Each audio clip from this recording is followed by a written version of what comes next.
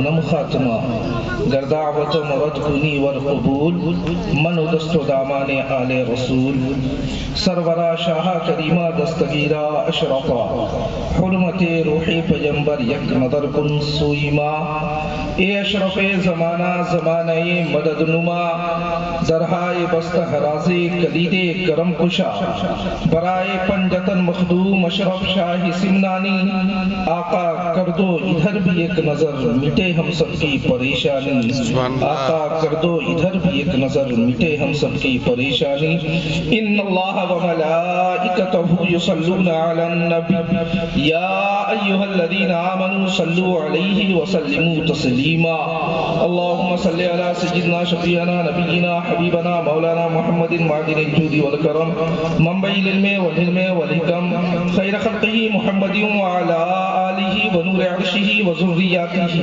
وعلماء امتہ وشہداء محبتہ واہل بیتہ اجمعین بحق لا الہ الا اللہ محمد رسول اللہ صلی اللہ علیہ وسلم.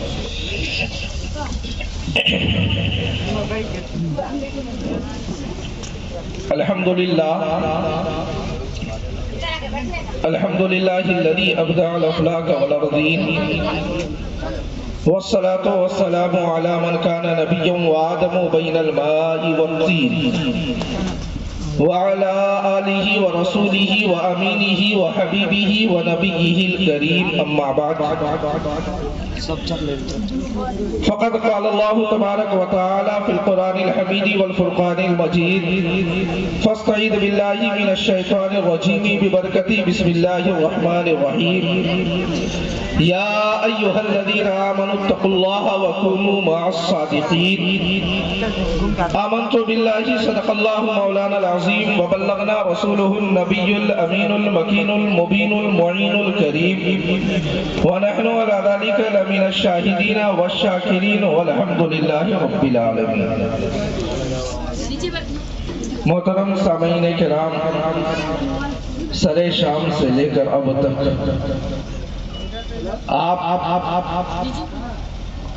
اس پروگرام میں شریک ہوئے جو سلطان الہند کانفرنس کے نام سے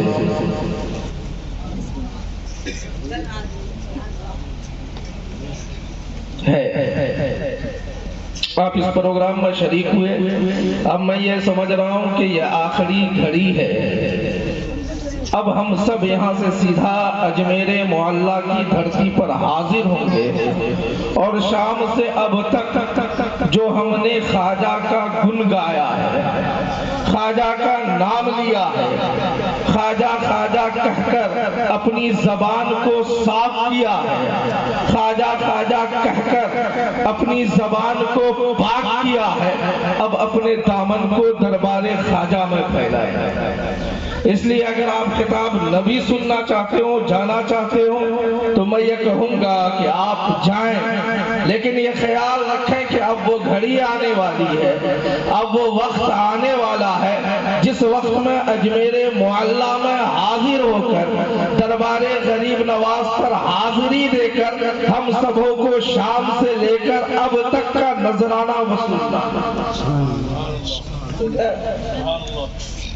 تو میں اپنی گفتگو کا آغاز کروں اس سے قبل اپنے ایقان، اپنے ایمان اور اپنی محبت اور اپنے وجود کی ہر ادا کی گواہی اس شعر سے دوں کہ امام عشق و محبت سیدی سرکار اعلیٰ حضرت الشاہ احمد رضا خان فاضل بریلوی علیہ الرحمت والرضوان نے جو ہمیں درس دیا ہے، جو ہمیں پاک پڑھایا ہے، جو ہمیں سبق دیا ہے، وہ یہ ہے کہ اللہ کی سرتاب قدم شان ہے.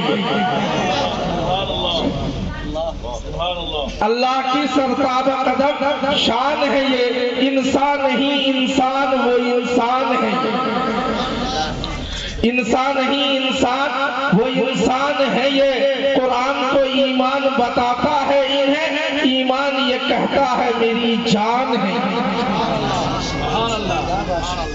اور جن لوگوں نے اپنے ہاتھ میں مخدوم سمنا کا دامن پکڑا، جن کے ہاتھ میں مخدوم سمنا کا دامن شعر کو بھی لیتے جائیں کہ میں غلام اولیاء ہوں قرب سمنانی میں ہوں، میں غلام اولیاء ہوں قرب سمنانی میں ہوں، اشرفی ہوں دامن محبوب یزدانی میں ہوں، میں غلام اولیاء ہوں قرب سمنانی میں ہوں، اشرفی ہوں دامن محبوب یزدانی میں ہوں، اور یہ کرم کیا کم ہے میری آخرت کے واسطے بعد مرنے کے بھی اشرف کی نگرانی میں ہوں۔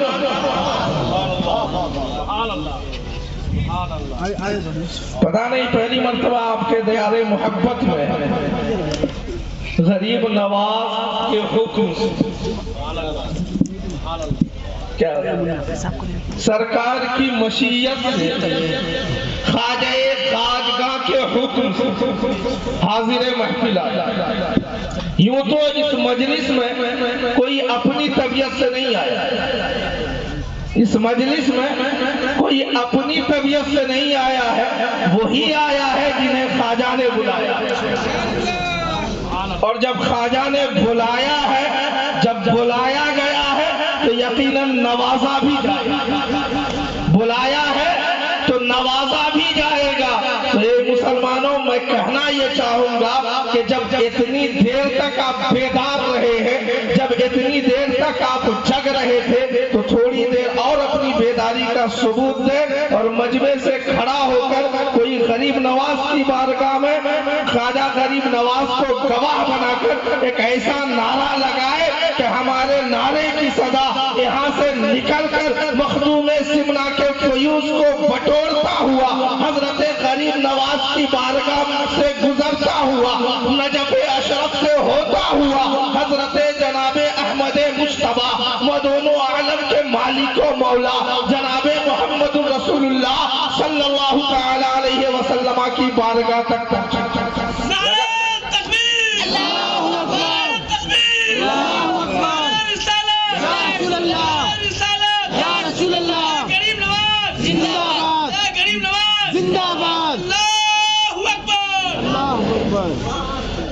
حضرات،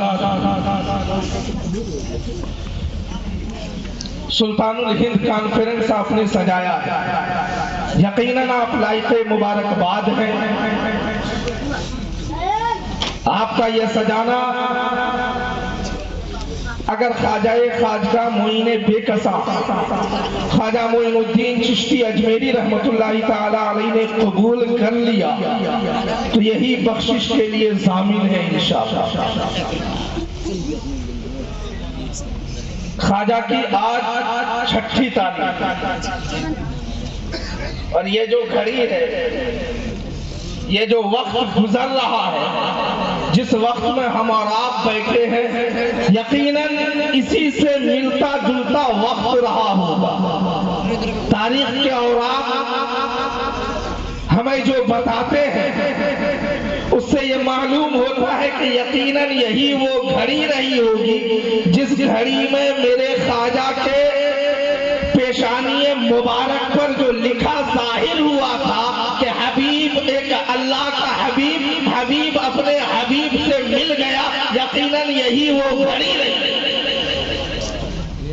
آپ اس گھڑی میں بیٹھے ہیں اور اس دربار کی حاضری ہے جس دربار کی شان یہ ہے کہ خواجہ ہند وہ دربار ہے اعلیٰ تیرا، خواجہ ہند وہ دربار ہے اعلیٰ تیرا، محروم نہیں کبھی مانگنے والا تیرا۔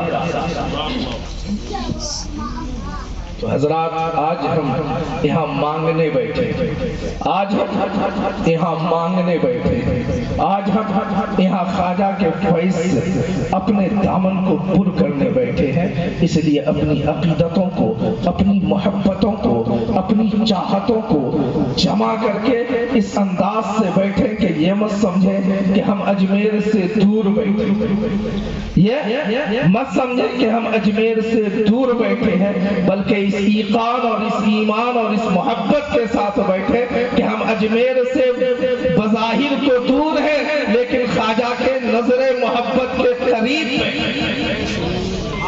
اجمیر سے دور ضرور ہیں لیکن خواجہ کی نظر محبت کے قریب بیٹھے ہیں. تو آئیے ایک بار اور درود پاک پڑھیں. اللہم صلی علی سیدنا شفیعنا نبینا مولانا محمد معدن الجود والکرم منبع العلم والحلم والحکم وعلی آلہ وصحبہ اجمعین صلاۃ تبقى وتدوم بدوام الملک الحی القیوم صلی اللہ تعالی علیہ وسلم.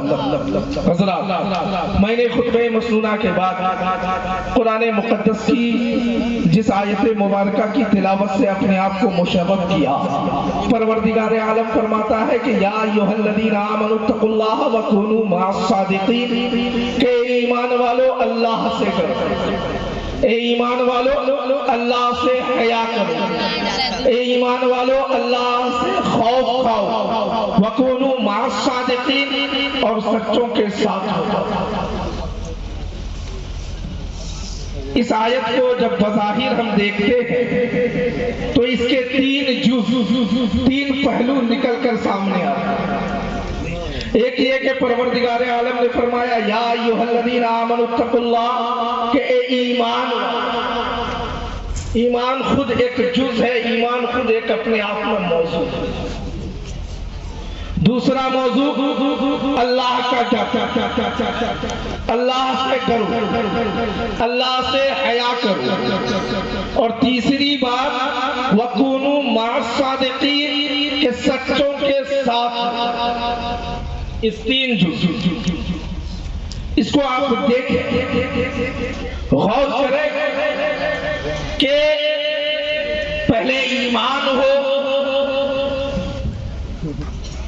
پھر اتقوا اللہ، اللہ کا ڈر ہو، اللہ کا خوف ہو، وَكُونُوا مَعَ الصَّادِقِينَ. اب ضرورت ہے کہ سچوں کے ساتھ. اے اللہ، ہم سچے کے ساتھ ہوں گے تو ہمیں کیا ملے گا؟ سچے کے ساتھ ہونے سے ہمیں کیا فائدہ؟ سچے کی صحبت اختیار کرنے سے ہمیں کون سا مقام ملے گا؟ سچے کی بارگاہ میں حاضر ہونے سے ہمیں کیا فائدہ ملے گا؟ تو پروردگار عالم نے قرآن میں واضح طور پہ ارشاد فرما دیا وَكُونُوا مَعَ الصَّادِقِينَ، کہ سچوں کے ساتھ ہو جاؤ. اے اللہ، سچوں کے ساتھ ہونے سے کیا ہوتا ہے؟ سچے کے صحبت سے ہمیں کیا ملتا ہے؟ سچے کی صحبت کی ضرورت تو یقین جانا کہ بغیر سچے کی صحبت، بغیر سچے کی صحبت، بغیر صادق کے صحبت، کوئی انسان یہ چاہے کہ میرا ایمان کامل ہو جائے، یہ ممکن ہی نہیں. بغیر سچوں کی صحبت کوئی چاہے کہ اتقوا اللہ کی منزل کو ہم پالیں، یہ ممکن ہی نہیں. یعنی عام فہم جملے میں کہا جائے، افہام و تفہیم کے لیے بتایا جائے تو قرآن مقدس کی زبان، قرآن مقدس کو افہام و تفہیم کے لیے بولا جائے تو مطلب یہ ہوگا کہ ایمان والو، اگر تم یہ چاہتے ہو کہ تمہارے ایمان میں سلامتی عطا کر دی جائے، اے ایمان والو تم یہ چاہتے ہو کہ اللہ تمہارے ایمان کو مستحکم بنا دے، اے ایمان والو تم اگر یہ چاہتے ہو کہ تمہیں اتقوا اللہ کا مقام مل جائے، تمہیں خوف خدا کی منزل مل جائے، تو اس کے لیے ضروری ہے وَكُونُوا مَعَ الصَّادِقِينَ، کہ سچوں کے ساتھ، کہ سچوں کے ساتھ ہو جاؤ. مسلمانوں، جن لوگوں نے سچے کی صحبت اختیار کی، اللہ نے اس کے مقام کو بلند کر دیا، اللہ نے اس کے منازل کو بلند کر دیا، اللہ نے ان کے مراتب کو بلند کر دیا. میں بس ایک مثال دے کر اپنی بات کو آگے بڑھاؤں کہ آپ نے سنا ہوگا اسی ہندوستان میں خواجہ معین بے کساں، خواجہ معین الدین چشتی اجمیری رحمت اللہ تعالی علیہ کے مرید کے مرید، یعنی خواجہ صاحب کے مرید ہیں حضرت خواجہ قطب الدین بختیار کاکی. حضرت بختیار کاکی کے مرید ہیں بابا فرید الدین گنجے شکر، اور بابا فرید الدین گنجے شکر کے بڑے چہیتے مرید، بڑے مشہور مرید جن کا نام محبوب الہی حضرت نظام الدین یہ تو آپ کا لقب ہے محبوب الہی، آپ کا اصل نام کیا ہے؟ مجمع میں سے کسی کو معلوم ہے؟ آپ کا مزار شریف کہاں ہے پتہ ہے؟ محبوب الہی کا مزار کہاں ہے؟ دلی میں۔ کہاں مزار ہے؟ دہلی میں۔ اور آپ کا نام سید محمد بدایونی رحمۃ اللہ تعالی علیہ، بدایوں شہر سے آپ دہلی گئے۔ حضرت سید محمد بدایونی رحمۃ اللہ تعالی علیہ کا جب بچپنے کا عالم، ابھی بچپنے کے دن گزار رہے ہیں، تو چند رفقا جمع ہوئے اور مشورہ کیا کہ چلو فلاں پہاڑی پہ سونے کا کام ہوتا ہے، وہاں ہم سب جائیں گے اور کچھ سونا جمع کریں گے اور پھر وہاں سے لائیں گے، تو اس کے ذریعہ ہمیں مالداری عطا ہو جائے گی، اس کے ذریعہ ہم مالدار ہو جائیں گے، اس کے ذریعہ ہماری زندگی میں نکھار آ جائے گا، اس کے ذریعہ ہماری زندگی سمجھ جائے گی۔ یہ چند رفقا چلتے ہیں، راستے میں بابا نظام الدین کیا دیکھتے ہیں؟ جو سید محمد بدایونی ہے، کیا دیکھتے ہیں کہ ایک فقیر کی کٹیا ہے، ایک فقیر کا حجرہ ہے۔ محبوب الہی عرض کرتے ہیں اپنے ساتھیوں سے، اے میرے دوستو جاؤ، میں تھوڑی دیر یہاں ٹھہروں گا، میں تھوڑا وقت یہاں گزاروں گا۔ حضرت محبوب الہی وہاں رک جاتے ہیں، اس فقیر کی خدمت کرنے لگتے ہیں، ان کی صحبت میں رہتے ہیں۔ ان کے رفقا پہاڑ کے کونے پہ پہنچے ہیں، پہاڑ کی چٹان پہ پہنچے ہیں، وہاں سے سونا جمع کیا ہے، وہاں سے سونے کا زر جمع کیا ہے، اور لے کر چند دنوں کے بعد پلٹے۔ دل میں خیال آیا کہ چلو چلتے ہیں، دیکھیں محبوب الہی جو بننے والا ہے، یعنی سید محمد بدایونی کو دیکھ لیا جائے، وہ فقیر کی بارگاہ میں تھا، اس کا کیا معاملہ ہے، اس نے کیا پایا ہے؟ ہم تو یہاں آئے، ہم نے سونا پایا ہے، چلو ذرا دیکھیں اس نے کیا پایا ہے۔ مسلمانوں وہ رفقا جب پہنچے تو کیا دیکھتے ہیں؟ محبوب الہی بالکل کمزور ہو گئے ہیں، سید محمد بدایونی بالکل لاغر ہو چکے ہیں، سید محمد بدایونی بالکل کمزور ہو چکے ہیں، جسم پہ کمزوری ظاہر ہو رہی ہے، جسم سے نقاہت جھلک رہی ہے۔ وہ ساتھی ارشاد فرماتے ہیں کہ سید محمد اگر تم میرے ساتھ چلتے تمہیں بھی مال و زر ہاتھ ملتا۔ ابھی ساتھیوں سے یہ گفتگو ہی چل رہی تھی کہ اندر سے پیر صاحب